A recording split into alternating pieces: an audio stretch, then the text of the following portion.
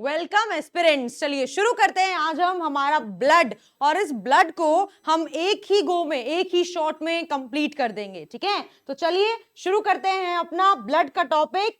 So let's begin with blood. अब पहला सवाल किसी के भी माइंड में आता है कि ब्लड है क्या, क्या होता है भाई ब्लड। तो सबसे पहले डिफाइन करेंगे हम ब्लड को। अगर आपसे कोई पूछता है कि ब्लड क्या है तो बताओ क्या है भाई ब्लड। देखो ब्लड क्या है, बहुत सिंपल सी बात है। ब्लड हमारा कनेक्टिव टिश्यू है। क्या है ब्लड? एक कनेक्टिव टिश्यू है। एक बात समझो, जब हमारी बॉडी में कट लगता है, ठीक है, मान लो आपके सर पे चोट लगती है तो खून वहां से भी निकलता है ना।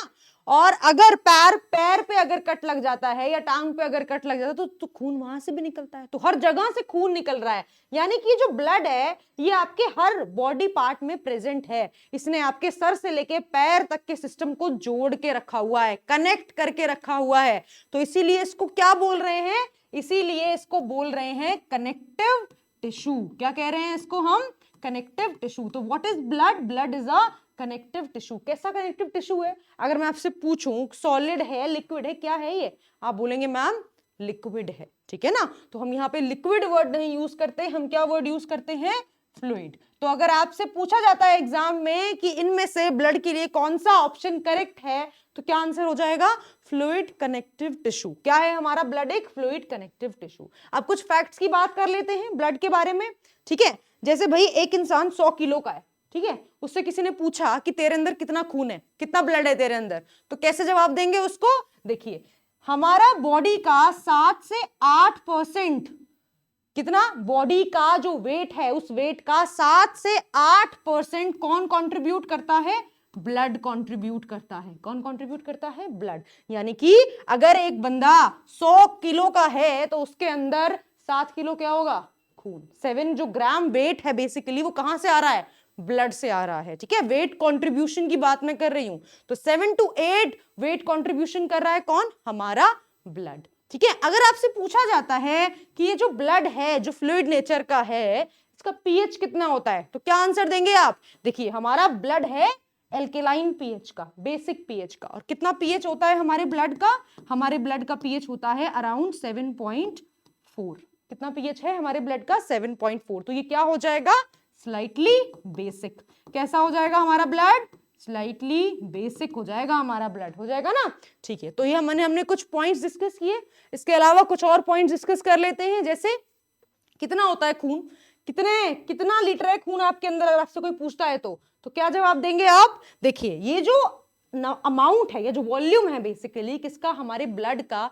ये वुमेन और मेन में वेरी करता है। तो अगर मैं एक नॉर्मल अडल्ट मैन की बात करती हूं, एक अडल्ट मैन की बात हम यहाँ पे कर रहे हैं, तो उसके अंदर कितना ब्लड होगा? उसके अंदर 5 से 6 लीटर क्या होगा? हमारा खून होगा। वहीं अगर बात की जाए वुमेन की तो उसके अंदर कितना होगा? उसके अंदर 4 से 5 लीटर होता है हमारा खून, हमारा ब्लड। ठीक है, ये डिफरेंस क्यों है? आप पूछेंगे मैम क्यों है डिफरेंस? ये डिफरेंस इसीलिए है क्योंकि जो आदमी और औरत होते हैं उनके अंदर साइज का डिफरेंस होता है ना। तो हमारे जो आदमी है, जो मेन है, वो बड़े होते हैं साइज में एज कंपेयर टू वुमेन, इसीलिए ये साइज का डिफरेंस है। तो हमारे पास ये की पॉइंट्स हो गए किससे रिलेटेड? ब्लड से रिलेटेड। ब्लड है क्या? ब्लड का पीएच क्या है? उसका नेचर क्या है? फ्लूइड नेचर है उसका। पीएच कितना होता है उसका? ठीक है ना। और हमारे पास एक एडल्ट मैन के अंदर कितना लीटर हमारा खून होगा? अब इतना खून खून कर लिया है, इस खून को पंप करने वाला ऑर्गन आपसे कोई पूछ ले तो क्या बताएंगे भाई? क्या बताएंगे आप? खून को पंप करने वाला ऑर्गन जो हमारा ब्लड है, ब्लड को पंप करने वाला जो ऑर्गन है हमारा, वो क्या है? हार्ट। क्या है? हमारा दिल। हमारा दिल क्या करता है? ब्लड को पंप करता है बॉडी के अंदर। ठीक है, तो ब्लड पंप करने का काम किसका है? हार्ट का है। ठीक है, इसके अलावा हमारे पास जो हमारा ब्लड है बनता कहां पे है भाई? ब्लड, खून बनता कहां है बॉडी में? ब्लड का फॉर्मेशन होता है बॉडी के अंदर बोन मैरो में। कहां बनता है हमारा खून? बोन मैरो के अंदर। अब बन तो यहां पे गया, स्टोर कहां होगा? अगर कोई आपसे पूछ ले कि ठीक है जो ब्लड फॉर्म हो रहा है वो तो हमारा बोन मैरो में हो रहा है, लेकिन स्टोर कहां हो रहा है? तो स्टोरेज कहां हो रही है ब्लड की? स्टोर हाउस क्या है ब्लड का? क्या है स्टोर हाउस भाई? क्या आंसर होगा? स्प्लीन। क्या आंसर हो जाएगा हमारा? स्प्लीन। तो आपको ये चीजें, ये फैक्ट्स याद रखने हैं। और देखिए, एक बहुत इंपॉर्टेंट चीज है यहाँ पे, याद करने का मतलब ये नहीं है इसको रट लो बिल्कुल घोट के पी जाओ, नहीं, एक बहुत इजी सा फंडा होता है। आप क्या करेंगे, इसको डेली बेसिस पे रीड करेंगे, पढ़िए और उसको लिखिए।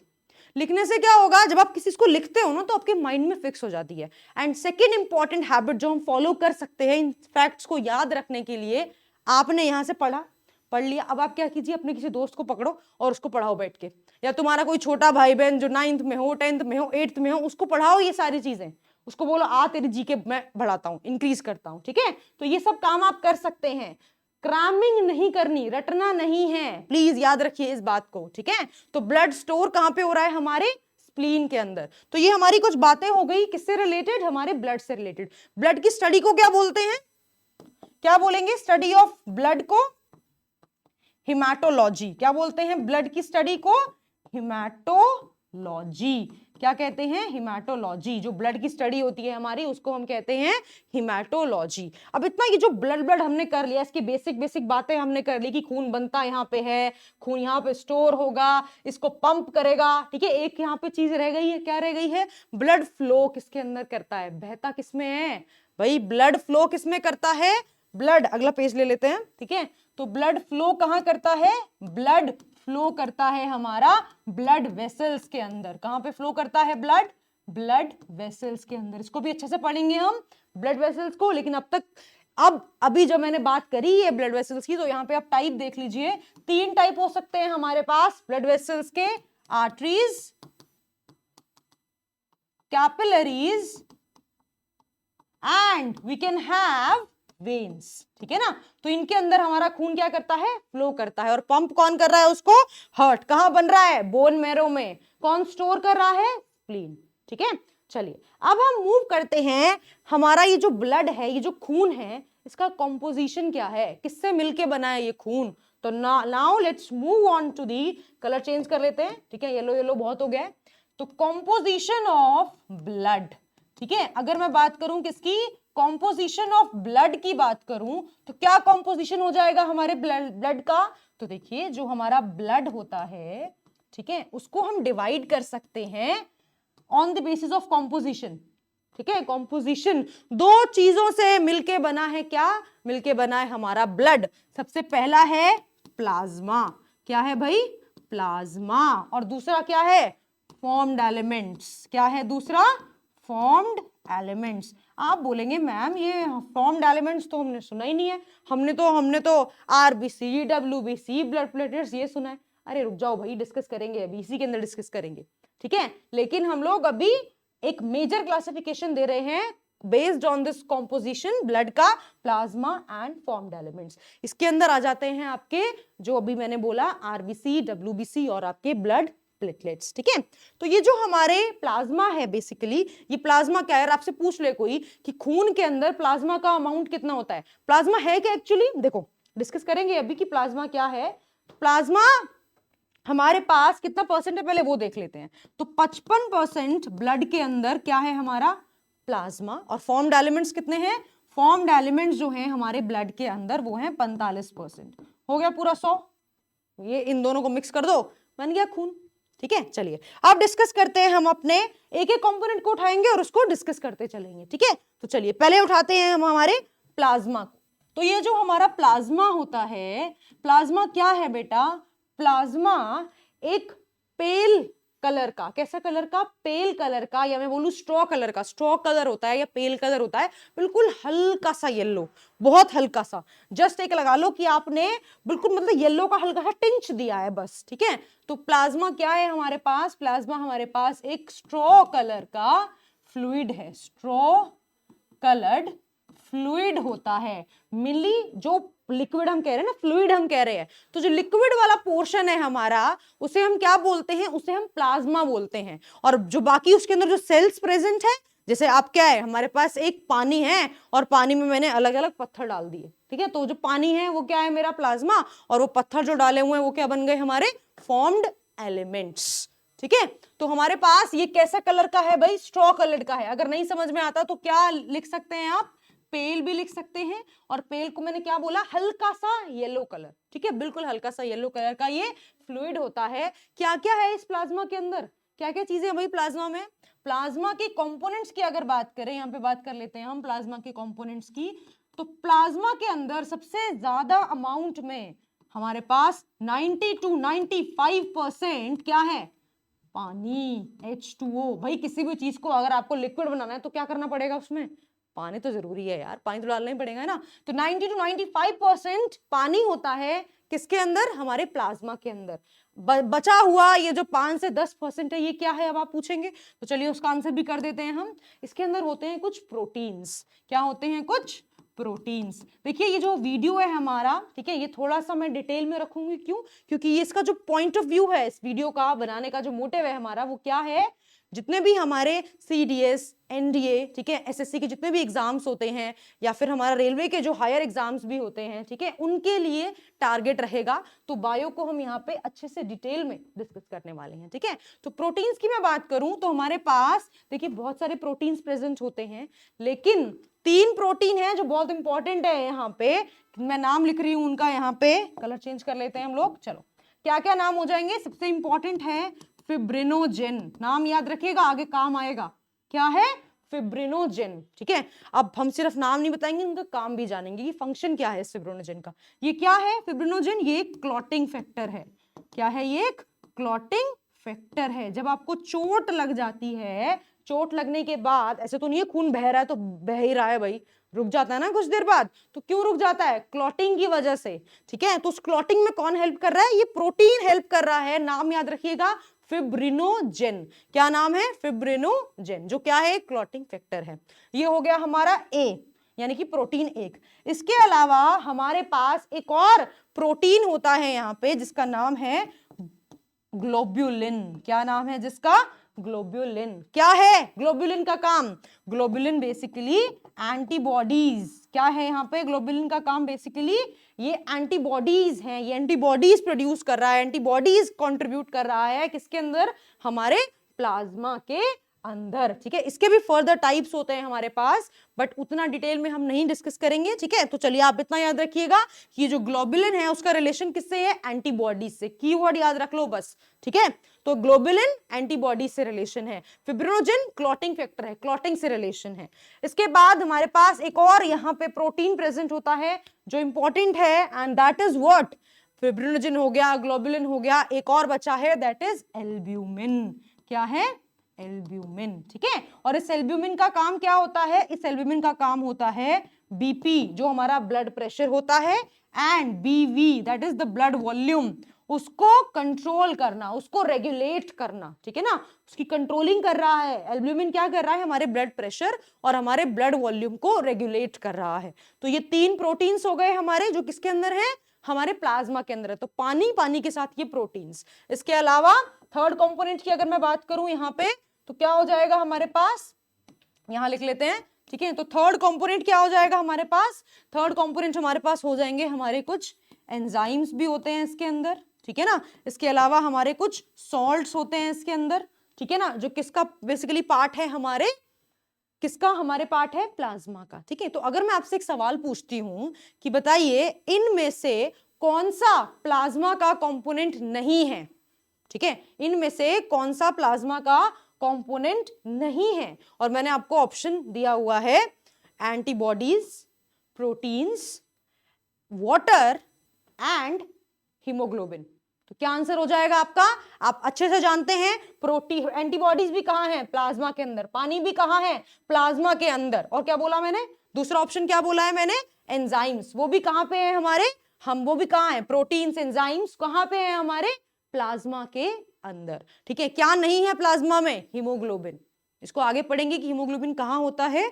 तो इस टाइप के क्वेश्चन यहां से बन सकते हैं। तो आपको याद रखना है जो चीजें क्या की है यहाँ पे, कि यहाँ पे ये है एंजाइम, सॉल्ट्स, एंटीबॉडीज, प्रोटीन्स और हमारा पानी प्रेजेंट होता है किसके अंदर? हमारे प्लाज्मा के अंदर, ठीक है। और ये कैसा है? हमारा एक पेल येलो कलर का फ्लूइड होता है, ठीक है।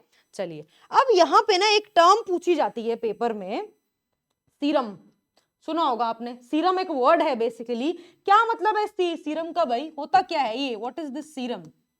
सीरम कुछ नहीं है, मैं लिखूंगी यहाँ पे डायरेक्ट रिलेशन। हमारा जो प्लाज्मा है, ठीक है, अगर इस प्लाज्मा में से हम माइनस कर दें क्लॉटिंग फैक्टर को, किसको माइनस कर दें, क्लॉटिंग फैक्टर को अगर हम इसमें से माइनस कर दें तो जो बचेगा, यानी कि प्लाज्मा में से क्लॉटिंग फैक्टर्स को निकाल दो, उन प्रोटीन्स को निकाल दो जो प्रोटीन्स क्लॉटिंग में हेल्प करते हैं, तो जो बचेगा फ्लूइड हमारे पास, जो प्लाज्मा हमारे पास बचेगा, उसे हम बोलेंगे सीरम। तो याद रखिएगा, plasma minus clotting factor is equal to serum, ठीक है ना। तो ये हमारे पास क्या हो गया, हमारा सीरम का एक पार्ट, ठीक है। तो यहाँ पे हम क्या पूरा कर चुके हैं, यहाँ पे हम पूरा कर चुके हैं हम हमारा किसका पार्ट, यहाँ पे हम पूरा कर चुके हैं अपना प्लाज्मा वाला कंट्रीब्यूशन, ठीक है। तो देखिए ये जो 90 to 95% पानी है, रिमेनिंग 5 से 10% ये सारी चीजें इसके अंदर प्रेजेंट होती हैं। चलिए अब मूव करते हैं कहाँ पे, अपने फॉर्म्ड एलिमेंट्स की तरफ, जो कितना है 45% है। वन बाय वन यहाँ पे भी हम डिस्कशन करेंगे, ठीक है। तो ये हो गई हमारी, ओके। तो मैं नई स्लाइड ले लेती हूँ यहाँ पे, ठीक है, क्योंकि नया टॉपिक है हमारे पास। ओके, सो फॉर्म्ड एलिमेंट्स की अगर हम बात करते हैं, तो ये जो हमारे फॉर्म्ड एलिमेंट्स होते हैं बेटा, ये फॉर्म्ड एलिमेंट्स को हम दो टाइप में क्लासिफाई कर सकते हैं। कितने टाइप में क्लासिफाई कर सकते हैं इनको, हम दो टाइप्स में क्लासिफाई कर सकते हैं। क्या है, blood corpuscles and blood platelets. क्या हो जाएंगी हमारी, blood platelets and blood corpuscles, ठीक है। कॉर्पसेल्स नहीं बोला जा रहा, सेल बोल लो, कोई बात नहीं, ठीक है। तो ब्लड सेल्स या ब्लड कॉर्पसेल्स और हमारी ब्लड प्लेटलेट्स। आप बोलेंगे मैम आपने ये ब्लड सेल्स और ब्लड प्लेटलेट्स को अलग अलग क्यों रखा है, हम तो बचपन से यही पढ़ते आ रहे हैं, हमारे पास WBC, RBC और प्लेटलेट्स इकट्ठे होते हैं, तीनों अलग रखा है। इसका रीजन हम अभी कुछ ही देर में जान लेंगे जब हम ब्लड प्लेटलेट्स पे आएंगे, ठीक है।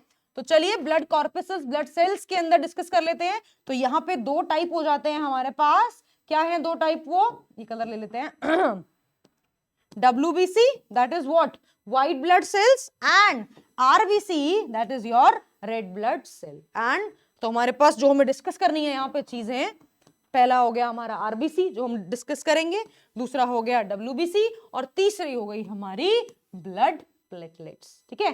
तो चलिए शुरू करते हैं हम हमारे RBC से। किससे शुरू करेंगे, RBC से। क्या है RBC, RBC का फुल फॉर्म रेड ब्लड कॉर्पसेल, ठीक है, red blood corpuscles, in short हम इसे RBC इसलिए लिख सकते हैं, कॉर्पसेल्स लिखा है इसलिए इस लगा दिया मैंने पीछे, ठीक है। तो RBC, और इसका एक और नाम होता है, it is also known as, ये ए के ए क्या है, ऑल्सो नोन एज व्हाट, इनको क्या कहते हैं हम, एरिथ्रोसाइट्स। क्या बोलते हैं इनको, एरिथ्रोसाइट्स। नाम याद रखिएगा, इंपॉर्टेंट है। कई बार जैसे CHSL एग्जाम्स है, MTS के एग्जाम है, उसमें डायरेक्ट पूछ लेते हैं कि हमारा जो RBC है, RBC का दूसरा नाम क्या होगा, तो आपको ऑप्शंस दिए होंगे, तो आपको याद रखना है एरिथ्रोसाइट्स, ठीक है। एरिथ्रोसाइट्स नाम है किसका, हमारे RBC का, ठीक है। चलिए अब हम इसके अलावा यहाँ शुरुआत करेंगे किससे, शुरुआत करेंगे हम RBC की शेप से। किससे शुरू करेंगे, शेप से। तो क्या शेप होती है RBC की, शेप की अगर बात करें हम RBC की, तो RBC की शेप को कहते हैं बाय कॉनकेव। क्या बोलते हैं RBC की शेप को हम, बाय कॉनकेव। इस तरीके से हमारे पास हमारा RBC प्रेजेंट होता है, ठीक है। थोड़ा सा इसको और सही बना लेते हैं, ऐसे बना लेते हैं, ठीक है। तो इस तरीके से क्या है मेरा, ये है मेरा RBC, ठीक है ना। एक चीज ध्यान रखिए, ये जो RBC होता है जिसकी शेप बाय कॉनकेव है, हमने क्या बोला अभी, ये सेल है। अब ये सेल है तो क्या होगा, सेल होगा तो इसके अंदर सेल ऑर्गेनल्स भी होने चाहिए भाई, इसके अंदर न्यूक्लियस भी होनी चाहिए। लेकिन RBC के अंदर कोई भी सेल ऑर्गेनल नहीं होता, न्यूक्लियस नहीं होती। क्या नहीं होती इसके अंदर, न्यूक्लियस का नाम लिख लो और उस पर लगा दो कांटा, न्यूक्लियस नहीं है इसके अंदर। और उसको क्या बोलते हैं हम, कैसे बताएंगे हम कि इसमें न्यूक्लियस नहीं है, ई न्यूक्लिएट। क्या है ये, ई न्यूक्लिएट, यानी कि इसके अंदर न्यूक्लियस नहीं है, न्यूक्लियस प्रेजेंट नहीं होती, और ना ही इसके अंदर रिमेनिंग सेल ऑर्गेनल्स होते हैं। ना ही इसके अंदर रिमेनिंग सेल ऑर्गेनल्स होते हैं, ये भी प्रेजेंट नहीं होते, ठीक है ना। तो हमारे पास न्यूक्लियस नहीं है इसके अंदर और हमारे पास ना ही इसमें सेल ऑर्गेनल्स हैं। अब एक बात है यहाँ पे सोचने वाली, ना ही इसके पास न्यूक्लियस है ना ही सेल ऑर्गेनल्स हैं, तो अंदर का जो स्पेस है वो भरा किसने हुआ है भाई? किसने भरा हुआ है? वो किसने ऑक्यूपाई कर रखा है वो स्पेस? यस, बिल्कुल सही जवाब है आप लोगों का, सही सोच रहे हो, सही डायरेक्शन में जा रहे हो। क्या आंसर है? हीमोग्लोबिन। किसने ऑक्यूपाई कर रखा है वो हमारा स्पेस सारा का सारा?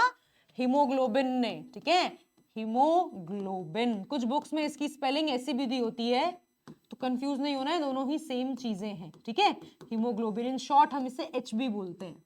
क्या बोलते हैं? एचबी। किसके अंदर होगा ये? आरबीसी के अंदर प्रेजेंट होगा, ठीक है। अब इस हीमोग्लोबिन को थोड़ा सा डिस्कस कर लेते हैं, ये हीमोग्लोबिन है क्या। अब ये जो हमारा हीमोग्लोबिन है ये कितने पार्ट से बना हुआ है भाई? हीमोग्लोबिन 2 पार्ट से बना हुआ है। एक है हमारा हीमो, जो बेसिकली हमारा हीम ग्रुप है। कौन सा ग्रुप है? हीम ग्रुप है। और दूसरा है मेरे पास ये ग्लोबिन, जो क्या है? प्रोटीन पार्ट है।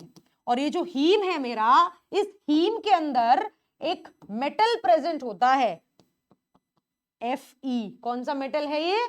आयरन। क्या है इसके अंदर? आयरन प्रेजेंट होता है, ठीक है ना। तो हमारे पास एक मेटल है और एक प्रोटीन है। तो अगर मैं इसको मेटेलोप्रोटीन बोलूं तो कोई दिक्कत तो नहीं होगी, ठीक है। तो हम क्या बोल सकते हैं हीमोग्लोबिन को? हीमोग्लोबिन एक मेटालोप्रोटीन है। कैसा है ये? एक प्रोटीन है, लेकिन इसके साथ में क्या है? इसके साथ में आयरन प्रेजेंट है। और वो आयरन कहाँ है?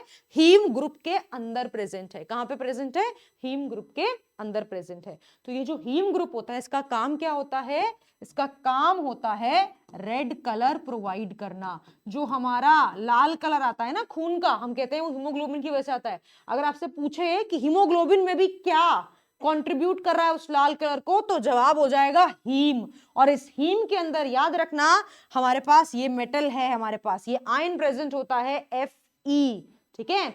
Fe प्रेजेंट होता है हमारे पास 2+ की स्टेट में। किसकी स्टेट में? 2+ की स्टेट में। फेरस की स्टेट में प्रेजेंट होता है हमारे पास हमारा आयरन, ठीक है। चलिए अब हम बात कर लेते हैं हमारे पास तो हीमोग्लोबिन हो गया ये, ठीक है। अब इसके अलावा ये हमारा हीमोग्लोबिन है, इसका जो रेड कलर प्रोवाइड कर रहा है ये, ठीक है। चलो इसके अलावा और क्या काम है भाई इसका? इसका एक और बहुत इंपॉर्टेंट काम होता है, और वो काम क्या है? Transport of oxygen. किसका ट्रांसपोर्ट करना? ऑक्सीजन का ट्रांसपोर्ट करना। हमारी जो ऑक्सीजन गैस है, जब हम लोग इनहेल करते हैं, इनहेल करते हो ना आप, सांस लेते हो, तो जब सांस ले रहे हैं हम, तो क्या हो रहा है? हमारी जो गैसेस हैं बेसिकली वो अंदर जा रही हैं। और हमारा जितनी भी गैसेस अंदर जा रही हैं, ऐसा तो नहीं है खाली ऑक्सीजन अंदर जा रही है, नहीं, सारी गैसेस अंदर जा रही हैं। तो जितनी भी गैसेस अंदर जा रही हैं उनमें से ऑक्सीजन जो होता है उसको बॉडी चाहती है, उसको बॉडी प्यार करती है, वही चाहिए उसको ऑक्सीजन। तो इस ऑक्सीजन को ब्लड के अंदर कैरी कौन करता है? हीमोग्लोबिन। एंड बेटा यहाँ पे एक बात याद रखना कि एक हीमोग्लोबिन का मॉलिक्यूल 4 ऑक्सीजन के मॉलिक्यूल्स को कैरी कर सकता है अपने साथ में। एक हीमोग्लोबिन का मॉलिक्यूल कैरी करेगा अपने साथ 4, ठीक है ना। तो लोड कर लेगा और जिस भी सेल को जरूरत होगी वहां पे जाके उसको अनलोड करके आ जाएगा, सिंपल। तो ये है हमारा काम किसका? तो एक तो रेड कलर प्रोवाइड करना हो गया और दूसरा हो गया ट्रांसपोर्ट ऑफ ऑक्सीजन, ठीक है ना। तो ये हमारे पास फंक्शन हो गया किसका? हीमोग्लोबिन का, जो किसके अंदर प्रेजेंट है? आरबीसी के अंदर, ठीक है। चलिए अब हम बात कर लेते हैं किसकी? अब हम बात कर लेते हैं हमारी किसकी? अभी हीमोग्लोबिन इतना करा है हमने, यहीं पे ऐड कर लेते हैं। कितना है हीमोग्लोबिन? अगर आपसे पूछा जाए कि 100 ml ब्लड के अंदर कितना हीमोग्लोबिन होगा, तो क्या जवाब देंगे आप? What will be your answer? Your answer will be 100 ml। कितना? 100 ml ब्लड के अंदर हमारे पास कितना हीमोग्लोबिन होता है?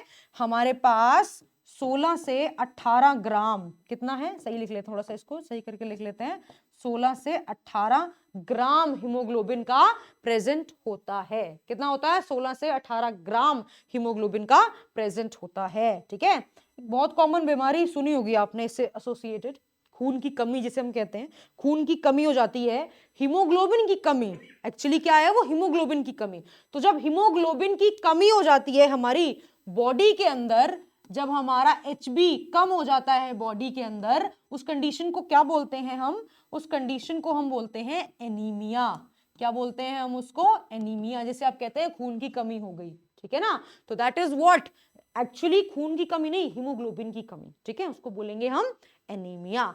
अब यहाँ पे हमने हीमोग्लोबिन, तो अगर ओवरऑल देखा जाए आरबीसी का फंक्शन क्या होगा? आरबीसी ही लाल कलर कंट्रीब्यूट कर रहा है, और हमारा जो आरबीसी है वो रिस्पॉन्सिबल है किसके लिए बेटा? वो रिस्पॉन्सिबल है हमारे ट्रांसपोर्ट ऑफ ऑक्सीजन के लिए, क्योंकि इस हीमोग्लोबिन को कैरी किसने किया हुआ है? आरबीसी ने, है ना। चलिए, तो ये हमारे पास हमारे फंक्शंस हो गए आरबीसी के, और अगर हीमोग्लोबिन की कमी होगी तो क्या हो जाएगा? एनीमिया हो जाएगा, ठीक है। चलिए, अब एक चीज यहाँ पे डिस्कस कर लेते हैं, एक और फैक्ट देख लेते हैं यहाँ पे। ये जो हमारे आरबीसी होते हैं, इनका कुछ लाइफ स्पैन होता है। हर यहाँ पे इस दुनिया में ऐसा कोई जीव है, ऐसा कोई प्राणी है जो कभी मर ना सकता हो? नहीं, ठीक है। तो हमारे पास ये जो हमारे आरबीसी होते हैं, इनका भी एक लाइफ स्पैन होता है। क्या होता है? इनका भी एक लाइफ स्पैन होता है कि इतने तक ही ये जिएंगे, ठीक है। तो जैसे इनका प्रोडक्शन कहाँ हो रहा है? लाइफ स्पैन की बात हम कर रहे हैं, तो लाइफ स्पैन कितना? पे लाइफ स्पैन देख लेते हैं, 120 दिन का, 120 डेज का इनका लाइफ स्पैन होता है। 120 दिन जीते हैं और उसके बाद मर जाते हैं। तो अगर जी रहे हैं तो कहीं जन्म तो ले रहे होंगे। तो कहाँ पे इनका बेसिकली फॉर्मेशन कहाँ होता है आरबीसी का? अगर मैं बात करूं तो आरबीसी का फॉर्मेशन ऑफ आरबीसी कहाँ है? हमारी बोन मैरो में। कहाँ पे हो रहा है? बोन मैरो के अंदर, ठीक है ना। इसमें भी थोड़ा और स्पेसिफिक हो जाएंगे तो रेड बोन मैरो, ठीक है। तो रेड बोन मैरो में फॉर्मेशन हो रहा है किसका? हमारे आरबीसी का। इसके बाद अब ये बन गए बोन मैरो में, 120 दिन का लाइफ स्पैन इन्होंने जी लिया। अब क्या होगा? मरना होगा इनको, भाई कोई यहाँ अमर तो है नहीं, ठीक है। तो इनको मारना है, इनको मरना है, इनको किल करना है। उसके लिए 2 ऑर्गन रिस्पॉन्सिबल हैं। तो इनकी किलिंग के लिए लिख सकते हैं आप, किलिंग के लिए 2 ऑर्गन इन्वॉल्व होते हैं हमारी बॉडी के, लिवर एंड स्प्लीन। 2 हैं, याद रखिएगा नाम, लिवर एंड स्प्लीन। यहां पे स्प्लीन बहुत इंपॉर्टेंट है, तो स्प्लीन को हम थोड़ा सा डेकोरेट कर लेते हैं। स्प्लीन यहाँ पे इंपॉर्टेंट है। क्यों इंपॉर्टेंट है यहाँ पे स्प्लीन? देखो होता क्या है, जैसे नॉर्मल अगर किसी ह्यूमन की डेथ होती है ना, तो क्या करते हैं? पहले उसको शमशान घाट लेके जाते हैं और फिर उसको हम लोग जला देते हैं, ठीक है, बर्न करके कर देते हैं। और बर्न करने के बाद जो एशेस बच जाती हैं, उन एशेस को कहाँ? हम उन एशेस को गंगा में लेके जाते हैं, ठीक है, रिवर में लेके जाते हैं और उसको वहां पे विसर्जित कर देते हैं। यही प्रोसेस होता है जो हिंदू अपना फॉलो करते हैं, रिचुअल्स, है ना, राइट, यही होता है। तो ये सेम चीज हमारे पास हमारी बॉडी के अंदर हमारे आरबीसी के साथ भी होता है। सबसे पहले क्या होता है? हमारे आरबीसी को मारा जाता है, कहां पे? स्प्लीन के अंदर, ठीक है। तो स्प्लीन में इसको मार रहे हैं, तो स्प्लीन को नाम दे दिया ग्रेवयार्ड। क्या बोल रहे हैं इसको? ग्रेवयार्ड। ये क्या है? ग्रेवयार्ड है किसका? आरबीसी का। अब मरने के बाद जो उसका बचा कुचा एशेस जो बेचारे हमारे आरबीसी की बच गई, उसको completely wipe out, completely clean कर दिया जाता है, कहां पे? लिवर के अंदर। तो ये हमारा ग्रेवयार्ड हो गया और ये हमारी गंगा जी हो गई। किसके लिए? आरबीसी के लिए, ठीक है। तो याद रखिएगा दोनों इन्वॉल्व होते हैं, लेकिन अगर सवाल पूछा जाता है ग्रेवयार्ड कौन है आरबीसी की, तो आंसर हो जाएगा हमारा स्प्लीन, ठीक है। तो स्प्लीन स्टोर भी कर रही है खून को और स्प्लीन ग्रेवयार्ड भी है किसका? हमारे आरबीसी का, ठीक है। चलिए, अब यहां पे एक बहुत इंपॉर्टेंट एस्पेक्ट की हम बात कर लेते हैं। किस एस्पेक्ट की बात कर लेते हैं हम? यहां पे हम बात कर लेते हैं, देखो एक बात बताओ, आप में से सब लोग पहाड़ों पे तो जरूर घूमने गए होंगे, है ना, जाते हो ना। तो जब हम ऊंचे ऊंचे पहाड़ों पे घूमने के लिए जाते हैं ना, तो वहां पे ऑक्सीजन की कमी होती है। बात सोचिए, बात समझना थोड़ी सी, ये क्या बोला मैंने? मैंने ये बोला कि जब आप माउंटेन्स पे ट्रैवल करते हो, जब आप हिली एरियाज में ट्रैवल करते हो, बहुत ज्यादा ऊंचाई पे अगर आप जा रहे हो, तो वहां पे क्या होता है? वहां पे O2 की कमी होती है, ठीक है। अच्छा, O2 कम है, बाहर ऑक्सीजन कम है, लेकिन मेरी बॉडी को तो उतनी ही ऑक्सीजन चाहिए। मेरी बॉडी की ऑक्सीजन डिमांड थोड़ा ना कम हो गई है भाई। जितनी ऑक्सीजन नॉर्मल एक इंसान जो कहाँ बैठा हुआ है? जमीन पे बैठा हुआ है, यानी कि जो प्लेन एरियाज में है, जो डिमांड उसकी है, अगर हम जा रहे हैं वहां पे तो हमारी डिमांड वहां पे भी उतनी रहेगी। लेकिन बाहर वहां पे क्या है? हिल एरियाज में क्या है? वहां पे ऑक्सीजन कम है। तो हमारी जो बेसिकली बॉडी है वो क्या करती है? हमारी बॉडी हीमोग्लोबिन बनाना शुरू कर देती है। क्या कर देती है? बहुत ज्यादा हीमोग्लोबिन बनाना शुरू कर देती है। भाई देखो कैसे, देखो जैसे कि बाहर ऑक्सीजन कम है, ठीक है, तो बॉडी क्या चाहेगी? बॉडी चाहेगी कि फटाफट से सारी ऑक्सीजन एकदम से क्या करे? अपने अंदर ले ले, क्योंकि अमाउंट बाहर कम है, तो उस कम अमाउंट को वो जल्दी जल्दी लेने की कोशिश करेगी। उसको जल्दी लेना है, जल्दी लेने के बाद क्या करना है? सेल्स तक पहुंचाना है, ठीक है ना। तो सेल्स तक कौन पहुंचाएगा? Haemoglobin, RBC.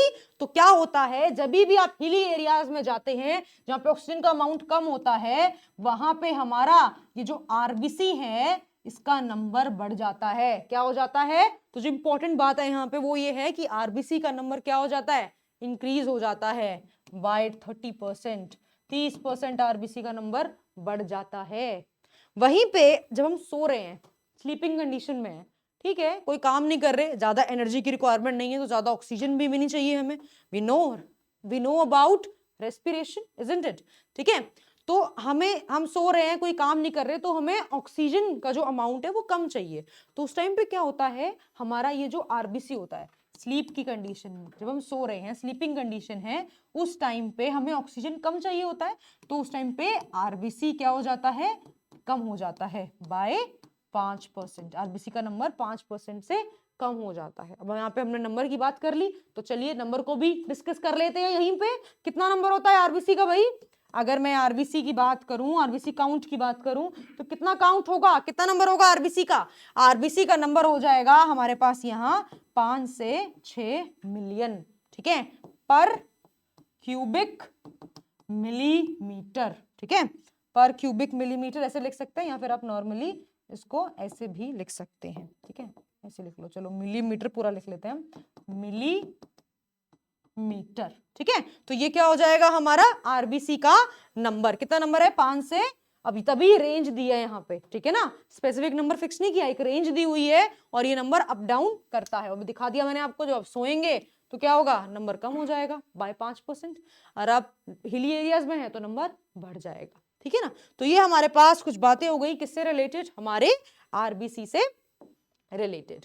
चलिए अब हम मूव करते हैं, अब आरबीसी तो हमने देख लिया, अब हम मूव करते हैं किसके पास? अब हम मूव करते हैं हमारे डब्ल्यूबीसी के पास, ठीक है ना, व्हाइट ब्लड सेल के पास। क्या है व्हाइट ब्लड सेल? चलिए व्हाइट ब्लड सेल को डिस्कस कर लेते हैं अब। व्हाइट ब्लड सेल्स, जैसा कि इनका नाम है व्हाइट ब्लड सेल्स, इसका मतलब इनका कोई कलर से लेना देना तो है नहीं भाई, ठीक है, कलर तो प्रोवाइड ये करने से, कलर कौन प्रोवाइड कर रहा है? आरबीसी। कलर के रिस्पॉन्सिबल तो हमारा आरबीसी है, डब्ल्यूबीसी नहीं है। तो क्या काम है फिर इस डब्ल्यूबीसी का? अगर इसका काम कलर प्रोवाइड करना नहीं है, तो क्या काम है डब्ल्यूबीसी का? ठीक है, उसको देखेंगे यहाँ पे। उससे पहले in short we write WBC, and इसका एक और नाम होता है, it is also known as leukocytes. क्या बोलते हैं इसको? ल्यूकोसाइट्स, ठीक है ना, ल्यूकोसाइट्स इसका दूसरा नाम है डब्ल्यूबीसीज का। और ये जो हमारे डब्ल्यूबीसीज होते हैं, इनकी शेप की अगर मैं बात करूं, आप लोगों ने अमीबा तो देखा होगा, सबने देखा मतलब पढ़ा होगा, कहीं ना कहीं डायग्राम देखा होगा, कैसी शेप का होता है? कुछ भी बना दो मैम, बहुत इजी डायग्राम होता है आरबीसी का, तो कुछ भी कहीं भी बना दो, है ना। तो जैसी आरबीसी की शेप होती है इररेगुलर, वैसी ही शेप होती है किसकी? हमारे डब्ल्यूबीसी की, व्हाइट ब्लड सेल की। तो शेप क्या है इसकी? इररेगुलर शेप का है, ठीक है ना। तो हमारे पास इररेगुलर शेप का है हमारा कौन? व्हाइट ब्लड सेल, ठीक है। चलिए अब शेप की तो बात कर ली हमने। जैसे वहां पे हमने देखा था कि वहां पे न्यूक्लियस नहीं थी, आरबीसी में न्यूक्लियस नहीं थी, लेकिन यहाँ पे न्यूक्लियस होती है, ठीक है। तो यहाँ पे हमारी न्यूक्लियस भी होगी, और यहाँ पे हमारे सेल ऑर्गेनल्स भी प्रेजेंट होंगे, ठीक है। दोनों ही चीजें यहाँ पे क्या होंगी? प्रेजेंट होंगी, ठीक है। तो न्यूक्लियस भी है, इसकी शेप इररेगुलर है। इसके अब बात कर लेते हैं इसका फॉर्मेशन। इसका फॉर्मेशन भी कहाँ होता है बेटा? इसका फॉर्मेशन भी हमारी बोन मैरो के अंदर ही होता है, ठीक है ना। इसका काम क्या है? इसका काम होता है, देखिए काम जानने से पहले इसके टाइप के बारे में बात कर लेते हैं। किसके बारे में बात कर लेते हैं? इसके टाइप के बारे में बात कर लेते हैं। आप बोलेंगे टाइप, वो क्या होता है? भाई डब्ल्यूबीसी के 5 टाइप्स होते हैं, ठीक है। थोड़ा सा और अगर कोई पीसीबी का होगा तो वो बोलेगा मैम 5 नहीं 2 होते हैं। पहले 2 हमारे पास टाइप्स होते हैं, granulocytes and A granulocytes, and उनके अंदर हमारे पास टाइप्स आ जाते हैं जो आपने 5 बोला आपने, ठीक है। तो बेटा उतना हम नहीं करेंगे डिटेल में, थोड़ा सा यहाँ पे थोड़ा शॉर्ट रखेंगे, ठीक है। तो यहाँ पे हम डायरेक्टली देखते हैं क्या कितने टाइप के हैं, 5 टाइप्स के हैं। WBC कितने टाइप के हैं हमारे पास, 5 टाइप के हैं। क्या है वो 5 टाइप्स, सबसे पहला है हमारे पास न्यूट्रोफिल्स। क्या कह रहे हैं हम इसको, न्यूट्रोफिल्स, नाम याद रखने हैं आपको, न्यूट्रोफिल्स। इसके बाद है हमारे पास basophils, and then we have what, eosinophils।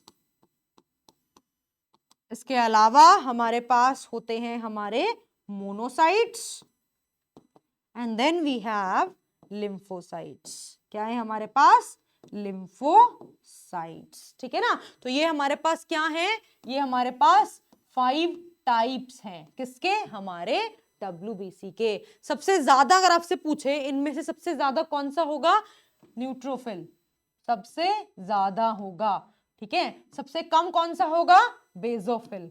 सबसे कम कौन सा हो गया हमारा, बेसोफिल। सबसे ज्यादा न्यूट्रोफिल है, सबसे कम बेसोफिल है, और इन बिटवीन इनका परसेंट आ जाता है, ठीक है ना। यहाँ पे क्या इंपॉर्टेंट है बेटा, यहाँ पे हमारे पास एक चीज इंपॉर्टेंट है, वो है हमारा लिम्फोसाइट्स। क्या इंपॉर्टेंट है, लिम्फोसाइट्स। आपने एंटीबॉडीज, मैंने बताया अभी एंटीबॉडीज के बारे में सुना होगा आपने, पहले भी सुना होगा।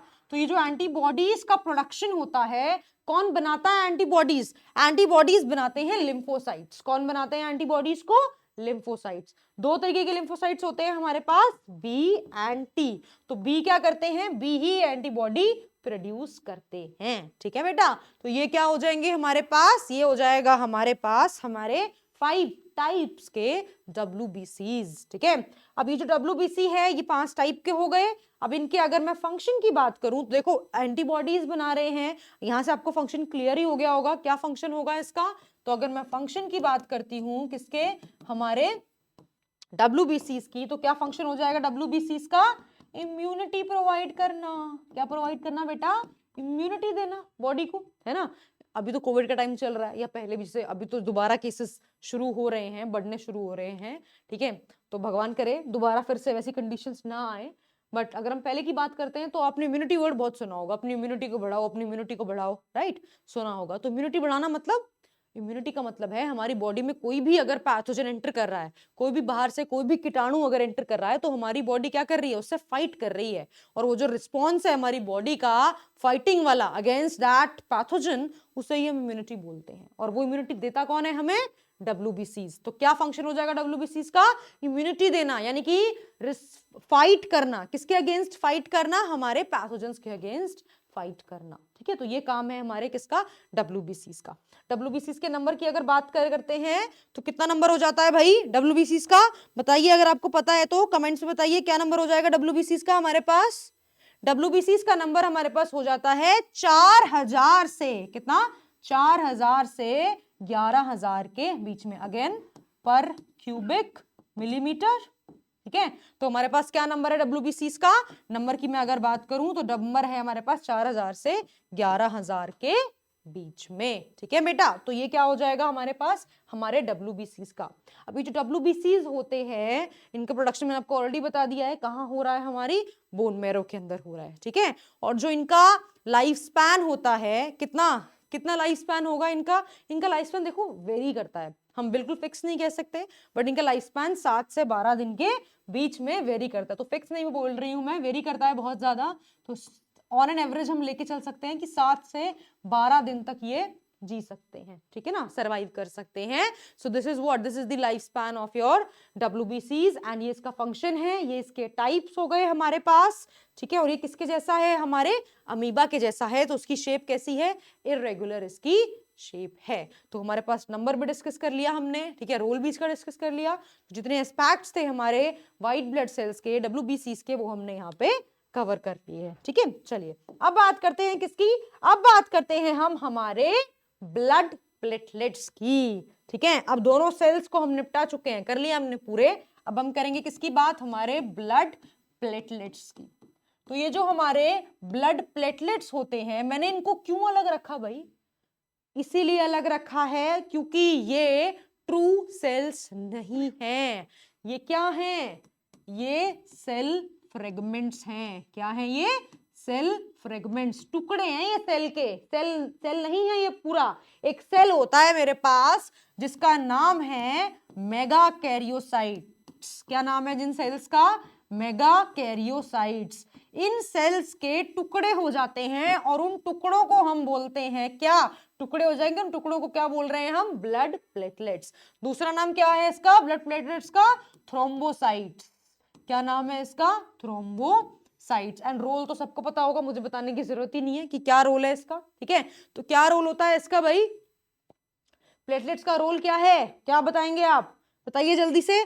कुछ आप भी तो मेहनत कर लो, थोड़ी बहुत रिसर्च आपने भी की होगी, थोड़ा बहुत आपने भी पढ़ाई की होगी इसके बारे में, पता होगा आप लोगों को कि क्या रोल होता है हमारे पास हमारा ये जो प्लेटलेट्स हैं। यस, क्या आंसर है?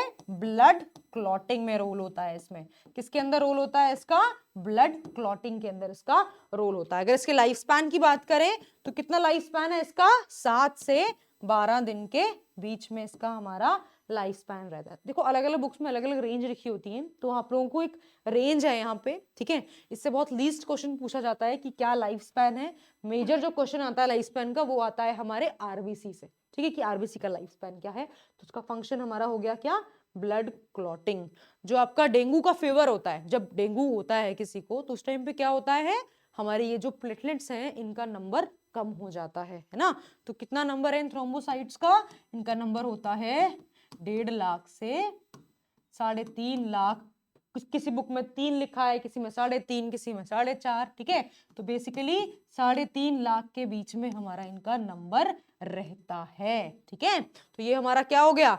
ये हो गए हमारे पास हमारा ब्लड प्लेटलेट्स के बारे में, ठीक है। ये क्या हो गया? हमारा ब्लड प्लेटलेट्स। तो यहाँ पे हमने क्या डिस्कस कर लिया? यहाँ पे हमने हमारा ये जो कंसेप्ट था किसका? कॉम्पोजिशन का, वो कंसेप्ट हम यहाँ पे डिस्कस कर चुके हैं, ठीक है ना। तो ये हमारे पास क्या हो गया हमारा? देखो क्वेश्चन जो है हर जगह से नहीं बनेगा, जिन एस्पेक्ट से क्वेश्चन बनता है या आज तक बनता आया है या बन सकता है, जो भी पॉसिबिलिटीज हैं वो यहाँ पे हमने इसमें डिस्कस कर ली है, ठीक है। अब यहाँ पे एक बहुत इंपॉर्टेंट एस्पेक्ट होता है जो सब बच्चे पूछते हैं, मैम ब्लड ग्रुप कैसे तय होता है? जब ब्लड पढ़ रहे हैं तो ब्लड ग्रुप को कैसे छोड़ सकते हैं भाई? उसको पढ़ना भी बहुत इंपॉर्टेंट है ना। तो चलिए ब्लड ग्रुप भी देख लेते हैं हम लोग एक बार। छोटा सा टॉपिक है ब्लड ग्रुप का। जो ये हमारा ब्लड ग्रुप होता है, अब सब लोग क्या करेंगे? सब लोग अपना ब्लड ग्रुप को मेंशन कर देना, क्या क्या आपके ब्लड ग्रुप्स है। अब देखो ये जो चीजें हैं ना ये हमें पता होनी चाहिए। क्यों पता होनी चाहिए? यार हम लोग एजुकेटेड हैं, ऐसा नहीं है कि हम लोग, अगर मैं एजुकेटेड हूँ या आप एजुकेटेड हो तो एक फर्क पता चलना चाहिए ना। तो हमें बेसिक चीजों का पता होना चाहिए कि ब्लड ग्रुप कैसे पता कर रहे हैं कि इसका ए है इसका बी है, कैसे, क्या है उसके पीछे की साइंस पता होनी चाहिए आपको, राइट। तो इसी वजह से ये चीज जाननी इंपॉर्टेंट हो जाती है, ठीक है। तो हमारे पास ये जो ब्लड ग्रुप है बेटा, अब आप नॉर्मली बोलेंगे कि ए है ब्लड ग्रुप, बी है ब्लड ग्रुप, ठीक है ना, ए बी है, ओ है। तो आप लोगों को 4 पता है ना, 4 ही है, पता है क्या? 4 ही होते हैं, ए बी और कहां से लेके आएंगे? ए बी एंड ओ, ये 4 है हमारे पास। तो ये जो कंसेप्ट है बेटा इसमें हम ए बी और ओ यूज कर रहे हैं, तो इसको बोलते हैं A B O blood group. और ये दिया किसने था? ये दिया था लैंडस्टेनर ने। किसने दिया था? लैंडस्टेनर ने ये कंसेप्ट दिया था, ठीक है ना। So this concept of blood grouping, this was given by whom? This was given by Landsteiner in which year? कौन से साल में दिया हुआ है? 1900 में दिया है। कौन से साल में दिया हुआ है? 1900 में। एंड रिमेंबर इस चीज के लिए लैंडस्टेनर को नोबेल प्राइज भी मिला था भाई, ठीक है ना। इतनी बड़ी डिस्कवरी की है उन्होंने तो उनको क्या मिला? इसके लिए नोबेल प्राइज भी दिया गया, ठीक है। तो कैसे करा इन्होंने? डिस्कवरी कैसे करी? अब यहां पे रोल आ जाता है किसका? यहां पे रोल आ जाता है हमारे आरबीसी का। किसका रोल आ जाता है? आरबीसी का। ये जो मेरा आरबीसी है, रेड ब्लड सेल है, इसके ऊपर कुछ, जब आरबीसी को स्टडी किया गया तो देखा इस आरबीसी के ऊपर कुछ स्पेशल टाइप के मॉलिक्यूल्स प्रेजेंट हैं। क्या प्रेजेंट है? कुछ स्पेशल टाइप के मॉलिक्यूल्स प्रेजेंट हैं। अब हमने देखो पेशेंट, मतलब पेशेंट लगा लो या नॉर्मल सैंपल लगा लो, तो 2 पेशेंट लिए, उनसे हमने ब्लड का सैंपल लिया, ठीक है। तो एक का सैंपल हमने देखा कि उसपे हमारे पास क्या है? एक पर्टिकुलर टाइप का मॉलिक्यूल प्रेजेंट है। हमने, ये हो गया हमारा आरबीसी 1 जो हमने पहले वाले पेशेंट से लिया है, 1 पेशेंट से लिया है, और ये हो गया मेरा दूसरे वाला RBC2 जो मैंने दूसरे पेशेंट से लिया है। तो इन दोनों के जब स्ट्रक्चर को स्टडी किया गया तो देखा गया कि यहाँ दोनों पे ही कुछ स्पेशल टाइप के मॉलिक्यूल हैं, लेकिन दोनों कैसे हैं, दोनों अलग अलग हैं, ठीक है ना। दोनों क्या हैं भाई, दोनों के दोनों ही अलग अलग हैं। तो हमारे पास एक यहाँ पे अलग टाइप का मॉलिक्यूल है और इसके ऊपर अलग टाइप का मॉलिक्यूल है। तो सोचा इन्होंने कि चलो एक काम करते हैं, एक और सैंपल लेके देख लेते हैं। एक और सैंपल लिया इन्होंने, क्या देखा, एक और सैंपल को इन्होंने देखा, रेड कलर कहाँ गया, ये रेड कलर, ठीक है। एक और सैंपल जब इन्होंने लिया तो उस सैंपल को नाम देते हैं RBC3। तो उनको दिखाई दिया कि इसके ऊपर ये जो RBC1 के ऊपर जो मॉलिक्यूल्स थे वो इसके ऊपर प्रेजेंट है, और कुछ मॉलिक्यूल्स इस RBC के ऊपर वो हैं जो इस हमारे 2 के अंदर थे। दोनों का मिक्सचर है इसके ऊपर, ठीक है ना। इन्होंने बोला यार ये तो बड़ी दिक्कत वाली बात हो गई, चलो एक चौथे इंसान का और लेके देख लेते हैं। तो इन्होंने जब चौथे इंसान का लेके देखा तो देखा उसके ऊपर तो कुछ ही नहीं है, उसके ऊपर ना ये RBC1 का है और ना RBC2 का है, कुछ भी नहीं है, खाली है इसके ऊपर। तो यही है हमारे ब्लड ग्रुप्स। क्या है हमारे ब्लड ग्रुप्स। जो मैं आपको ये मॉलिक्यूल बोल रही हूं ना, ये स्पेशल टाइप के मॉलिक्यूल्स, इनको क्या बोलते हैं बेटा, ये मॉलिक्यूल्स एक्चुअली में ग्लाइकोप्रोटीन्स होते हैं। क्या होते हैं, अगर आपसे कोई पूछे ये मॉलिक्यूल्स क्या है, केमिकल नेचर क्या है इसका, तो ये ग्लाइकोप्रोटीन्स हैं, स्पेशल मॉलिक्यूल्स हैं जो कहाँ प्रेजेंट है, RBC की मेम्ब्रेन पे प्रेजेंट है। सेल है ये, तो इसमें प्लाज्मा मेम्ब्रेन होगी, तो उसकी प्लाज्मा मेम्ब्रेन के ऊपर ये ग्लाइकोप्रोटीन्स हैं। प्रोटीन सब समझते हैं, ग्लाइको का मतलब है कार्बोहाइड्रेट। तो ये प्रोटीन और कार्बोहाइड्रेट का एक कॉम्प्लेक्स है जो इसके ऊपर प्रेजेंट है, जिसको हम किस नाम से जानते हैं, एंटीजन के नाम से जानते हैं, ठीक है ना। तो यहाँ पे एंटीजन आपको कितने टाइप के दिखाई दे रहे हैं, चारों में देखो 2 टाइप। इसको नाम दे दिया A टाइप और इसको नाम दे दिया B टाइप। तो जिसके ब्लड के अंदर जो RBC है उसके ऊपर A टाइप का एंटीजन होता है, उसका ब्लड ग्रुप क्या बन जाता है भाई, A।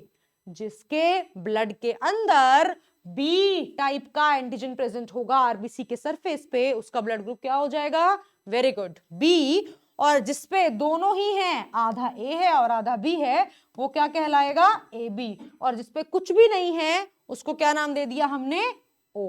इस तरीके से ही डिटर्मिनेशन होता है किसका, हमारे ब्लड ग्रुप का। कंसेप्ट किसने दिया है, हमारे लैंडस्टेनर ने, ठीक है। तो ABO डिपेंड किस पे कर रहा है, एंटीजन पे। कितने टाइप के एंटीजन है, 2 टाइप के, A और B, ठीक है। ये RBC के ऊपर है। अब ये एंटीजन है और इसका केमिकल नेचर क्या है, इसका केमिकल नेचर है ग्लाइकोप्रोटीन, ठीक है। चलिए अब एंटीजन की बात कर ली। एंटीजन तो एंटीबॉडी के बिना अधूरी है भाई, तो एंटीबॉडी की बात तो करनी ही पड़ेगी हम लोगों को, ठीक है।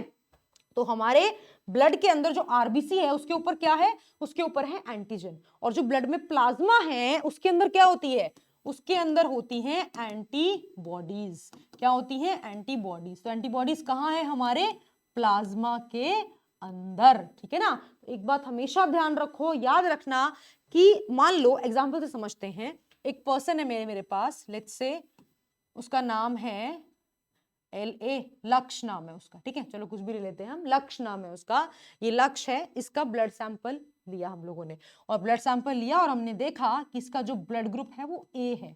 A है इसका मतलब इसका जो RBC होगा उस RBC पे कौन सा एंटीजन होगा, A। अब इसके पास जो RBC है उस पे एंटीजन A है, तो इसका जो प्लाज्मा होगा उस पे एंटीबॉडी अपोजिट टाइप की होगी। कितने टाइप की, कौन से टाइप की होगी, अपोजिट टाइप की। अगर यहाँ पे A है तो A का अपोजिट हमारे पास B, तो इसके पास कैसी एंटीबॉडी हो जाएगी, B, ठीक है। तो यहाँ पे ध्यान रखिएगा कि हमारी जो एंटीबॉडीज होती हैं वो भी 2 टाइप की होती हैं। कहाँ पे, हमारे प्लाज्मा के अंदर, एंटी A एंड B। तो एंटीबॉडी A हो जाएगी और एंटीबॉडी B हो जाएगी, यानी हमेशा अपोजिट होती हैं। यानी कि अगर किसी का ब्लड ग्रुप A है, मतलब उसके ब्लड के ऊपर अगर A एंटीजन है तो उसके प्लाज्मा में कौन सी एंटीबॉडी होगी, ठीक है ना। और अगर किसी का ब्लड ग्रुप B है तो उसके पास जो हमारा RBC होगा, RBC के ऊपर कौन सा एंटीजन है भाई, एंटीजन को AG से भी रिप्रेजेंट करते हैं, ठीक है। क्या एंटीजन होगा उसके ऊपर, एंटीबॉडी क्या हो जाएगी उसके ऊपर, फटाफट बताओ, ये एंटीबॉडी हो जाएगी, है ना। तो ये तो हो गया हमारा AB वाला। देख लेते हैं एक बार क्या हमारा, तो यानी कि लेते हैं हम, लिख लेते हैं ब्लड टाइप, ये हो गया हमारा आरबीसी के ऊपर क्या है हमारा एंटीजन हो गया हमारा प्लाज्मा के अंदर क्या है मेरी ई। तो अभी हमने देख लिया तो ए का मतलब है ए है एंटीबॉडी कौन सी होगी हमेशा अपोजिट याद रखना। और अगर ये बी है ब्लड ग्रुप बी है तो एंटीजन क्या हो जाएगा बी हो जाएगा आरबीसी के ऊपर प्लाज्मा में कौन सी एंटीबॉडी होगी। अगर यहाँ पे ए भी है किसी का ब्लड ग्रुप यानी कि यहाँ पे ए एंटीजन भी है और बी एंटीजन भी है तो हमारे पास ए भी है और बी भी है। ए का अपोजिट क्या था बी लेकिन बी का तो एंटीजन है यहाँ पे तो यहाँ पे कोई भी एंटीबॉडी नहीं होती। क्या नहीं होता कोई भी एंटीबॉडी हमारे पास नहीं होती किसके केस में ए बी ब्लड ग्रुप के केस में। ठीक है अब बात कर लेते हैं ओ की कोई भी नहीं होती। ठीक है अब बात कर लेते हैं ओ की। ओ में क्या देखा था हमने आरबीसी के ऊपर कोई भी एंटीजन नहीं था तो ये तो खाली हो गया। लेकिन अगर एंटीजन नहीं है तो इसके पास एंटीबॉडी ए की भी होगी और बी की भी होगी। ठीक है इस चीज को याद रखिएगा कि हमारे पास ये जो कंसेप्ट है एंटीबॉडी एंटीजन का ये हमेशा अपोजिट चलता है। ठीक है हमारे पास एक और यहां से क्वेश्चन बनता है बहुत इंपॉर्टेंट यूनिवर्सल डोनर और यूनिवर्सल एक्सेप्टर का। तो हमारा ये जो बी है बेटा ये बी क्या होता है ये बी होता है हमारे पास यूनिवर्सल एक्सेप्टर। क्या है ये यूनिवर्सल एक्सेप्टर मतलब कि इसको आप किसी का भी खून दे दो। ठीक है ना क्या करो आप इसको आप किसी का भी खून दे दो चाहे इसको बी का खून दे दो ए का दे दो ओ का दे दो सबका ले लेगा। ठीक है ना सबका खून ये ले सकता है। क्यों ले सकता है इसके पास कोई भी एंटीबॉडी नहीं है।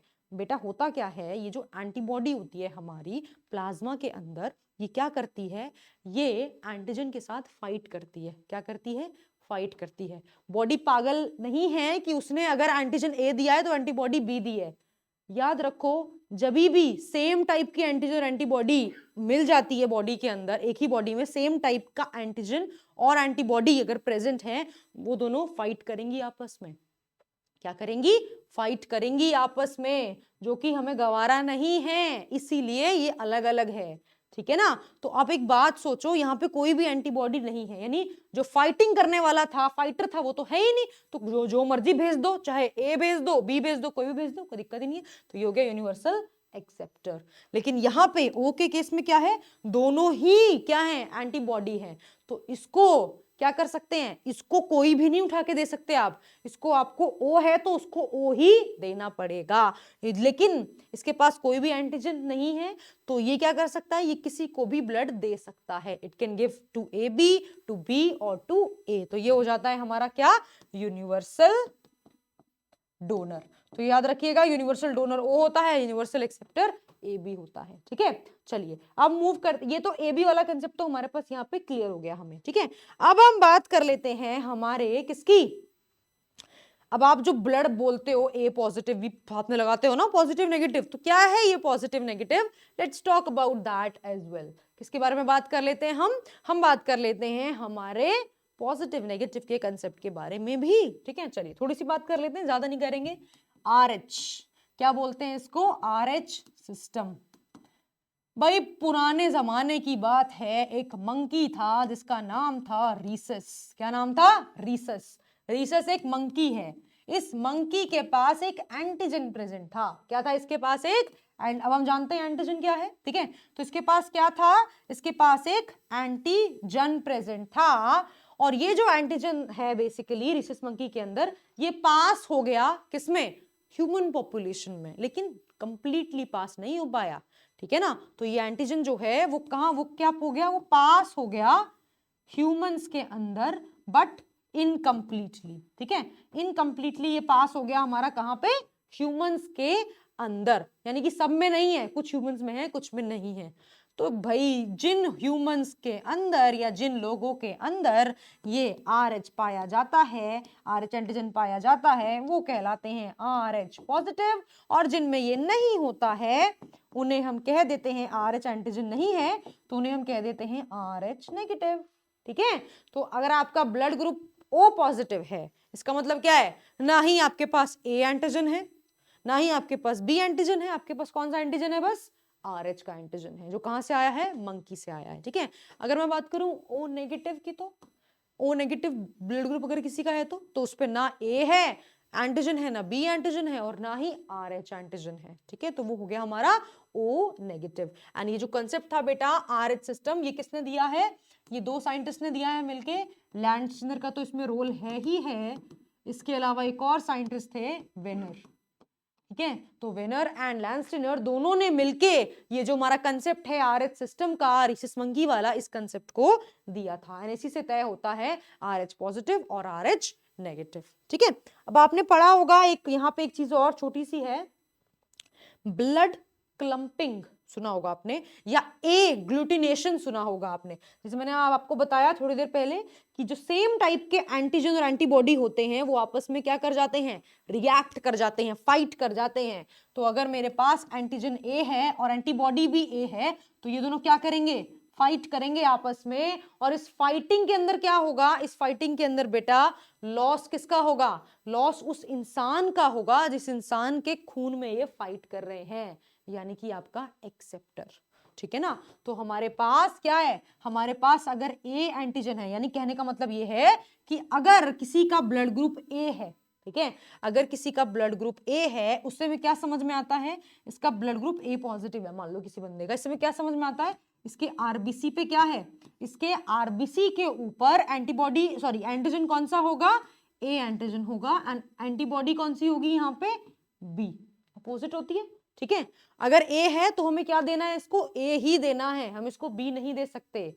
जैसे ही आपने इसको बांध लो, गलती से बी दे दिया, क्या दे दिया? इस बंदे को बी पॉजिटिव आपने चढ़ा दिया इसको, उससे क्या होगा? ये जो बी है हमारा, ठीक है, तो ये जो हमारे पास हमारा बी होगा, ये क्या है इसके अंदर भाई हमारे पास जैसे ही बी जाएगा तो बी के आरबीसीज भी तो जाएंगे। तो हमारे पास इसके अंदर ये चला गया, इसके अंदर ये सिस्टम है। ये किसके अंदर सिस्टम है? हमारे ए पॉजिटिव वाले बंदे के अंदर सिस्टम है। इसके अंदर क्या सिस्टम होगा? सिस्टम यहां लिख लेते हैं इसका। इसके पास एंटीजन होगा ए और एंटीबॉडी होगी बी। तो जब आप डाल रहे हो खून तो आरबीसी तो जाएगा और आरबीसी के ऊपर तो ये बी है। तो अब इस बंदे के अंदर ये जो ए पॉजिटिव वाला बंदा है, जो क्या है? मेरा एक्सेप्टर है, इसके अंदर क्या हो जाएगा? इसके अंदर बी एंटीबॉडी ऑलरेडी थी, साथ में क्या आ गया? बी एंटीजन भी आ गया।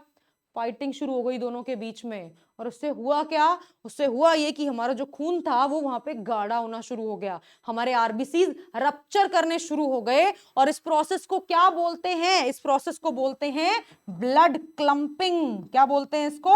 Blood clumping. And another name for this is agglutination. क्या कहते हैं इसको? एग्लूटिनेशन। तो ये है हमारे पास क्या?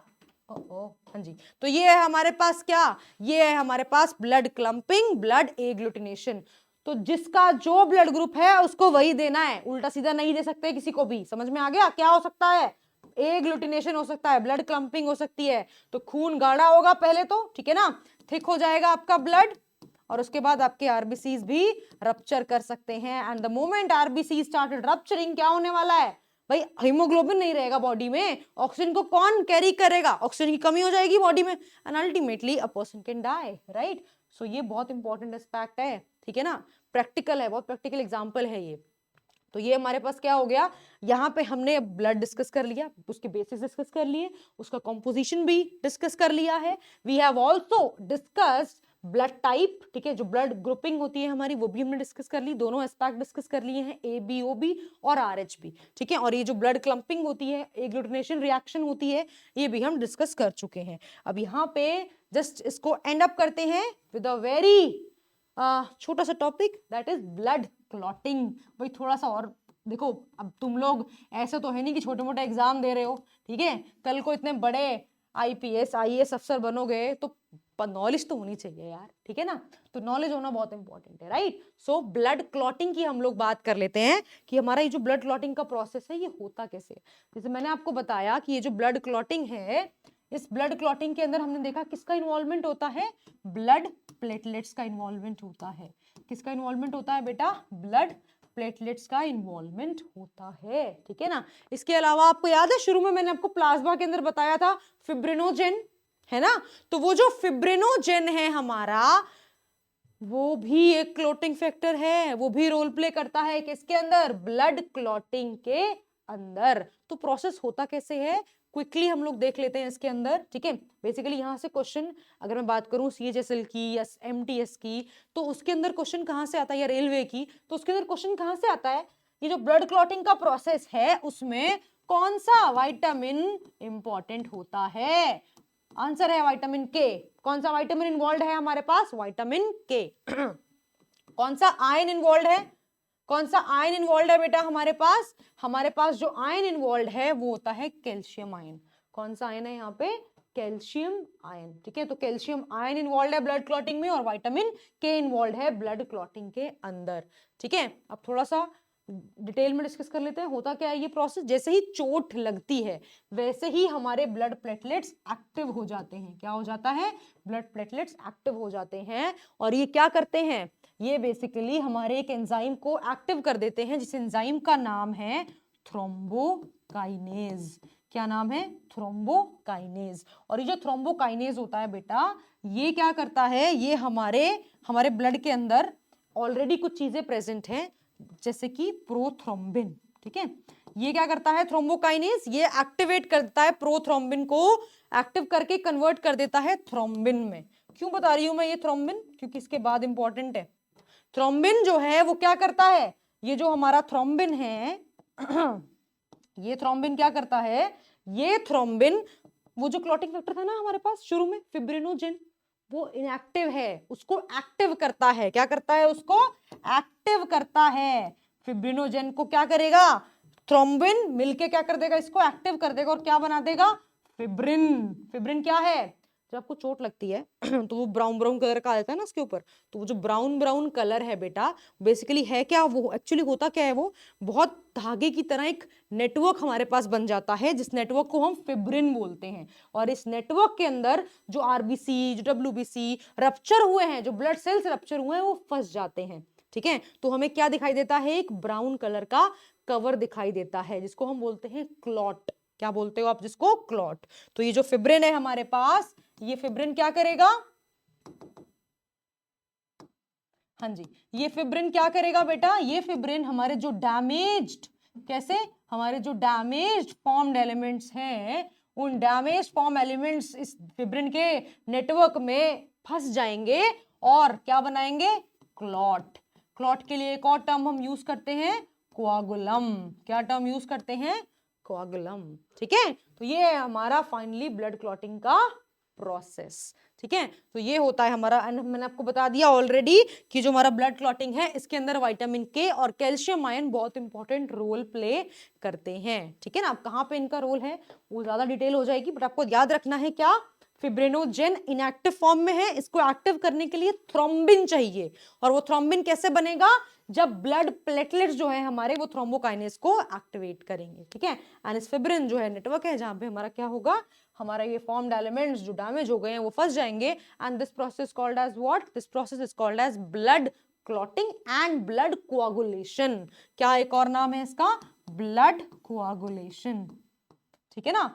तो ये है हमारे पास हमारा कंप्लीट ब्लड, जितना भी ब्लड के अंदर चीजें हैं जो एग्जाम पॉइंट ऑफ व्यू से इंपॉर्टेंट हैं, all the things, all the aspects we have covered. अब यहाँ पे एक बोनस है आपके लिए। क्या बोनस है यहाँ पे, बोनस ये है, कॉकरोच तो सबने मारा होगा ना, जब कॉकरोच को मारते हो तो कैसा खून निकलता है, लाल रंग का नहीं, कैसा खून निकलता है, वाइट कलर का, ठीक है। तो उसके खून के अंदर हीमोग्लोबिन नहीं होता, हीम नहीं होता उसके अंदर, ठीक है ना। रेड वाला जो पोर्शन है बेसिकली रेस्पिरेटरी पिगमेंट जो है वो नहीं होता, और हम उसको बोलते क्या हैं, जो कॉकरोच के अंदर बेसिकली खून होता है, we call it as haemolymph. अब आप मुझे बताएंगे इसके बारे में कमेंट्स में, इसको मैं प्रॉपर एक्सप्लेन नहीं कर रही, मैंने आपको वर्बली बता दिया है कि हीमोलिम्फ कहाँ है, कहाँ मिलता है हमें, इंसेक्ट्स के अंदर, जो बेसिकली कलरलेस ब्लड है हमारा, ठीक है। तो आप हमें और एग्जांपल्स बताएंगे किसके, हीमोलिम्फ के, किस किस के अंदर हो सकता है हीमोलिम्फ, कॉकरोच मैंने आपको एक बता दिया, इसके अलावा आप बताएंगे, ठीक है। तो ये हो गया हमारा क्या, ये हो गया हमारा ब्लड यहाँ पे कंप्लीट। आई होप आप लोगों को इस सेशन में मजा आया हो। We have covered all the things, ठीक है, in this particular video, and ऐसे ही वीडियोस, ऐसे ही टॉपिक्स वन बाय वन हम पिक करते चलेंगे एंड हम डिस्कस करते चलेंगे चीज़ों को। यहाँ पे क्या होगा, देखो यहाँ पे आपकी जितनी भी क्वेश्चंस हैं, जितनी भी चीज़ें हैं ब्लड से रिलेटेड, वो सारी यहाँ पे कवर हो गई हैं, राइट। तो आप लोग इसको अच्छे से देखिए, आराम से देखिए, एक बार नहीं बार बार देखो, समझो, अपने खुद के नोट्स बनाओ। नोट्स बनाने बहुत इंपॉर्टेंट है, ठीक है ना। एंड जैसे मैंने बोला, प्रैक्टिस करो लिखने की, बार बार लिखो उस चीज को, रटो मत, रटना नहीं है, क्राम नहीं करना है, प्रैक्टिस करनी है, बार बार रीड करना है, उसको लिख के देखना है, बस बात खत्म हो जाएगा, आपके माइंड में अपना फिट हो जाएगा। क्लियर।